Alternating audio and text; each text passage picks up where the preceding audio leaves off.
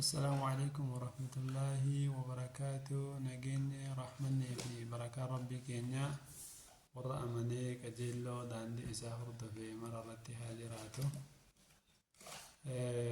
إن شاء الله بلينكيا ونجي تشوفر بانو يروح يدو لغو قري وكان خطأ نرى أرقمو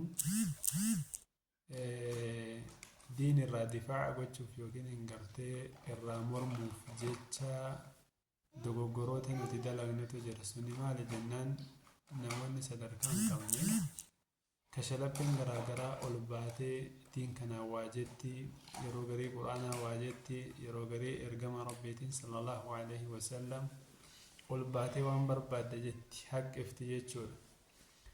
Nuti immoo waan sanaa akkuma nama jaalalli diinaa isatti dhaga'amutti akkuma nama diin irraa mormutti akkuma nama ergama rabbii sallallahu alaihi wasallam fidaa of godhu tokkotti waan san irratti deebii kennuuf jecha gartee viidiyoo jarri ittiin ol baaftee akkasitti arrabsite xiqqeessite sana ol baafnee deddeebisaa teenya waan gidduu kana deddeebi'aa ture irraas akkuma arginu kanaan duras akkasii jechuudha. Wanni tokko rakkoo ta'uu isaa ibsuuf, wanni tokko badii ta'uu isaa ibsuuf, wanni tokko dogoggora ta'uu isaa ibsuuf gartee ol baafnee dogoggora biraa dalaguun nurra hin jiraatu.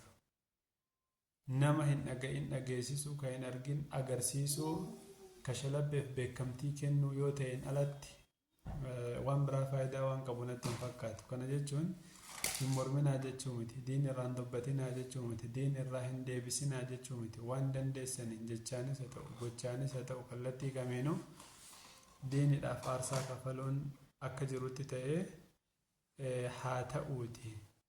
Waan jarri gartee sadarkaa hin qabne kun haasoftu haasawa ishii sana ol baafnee deddeebisuun sun sadarkaa itti godhuudha waan ta'eef waan san irraa osoo gabaabannee gaarii. Yeroo hedduu waan kana hin dubbadha namni dhagahus waan jiru natti hin fakkaatu jechuudha.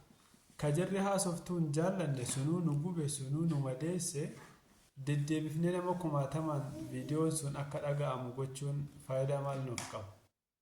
Dandeenyu tarkaanfii deemuu dandeenyu waan deemuu dandeenyu dhiibbaa gochuu dandeenyu gochuudhaan alatti sun barbaachisummaa hedduun qabu jechuu barbaadeni. Assalaamu alaikum warahmatullaahi wabarakaatu.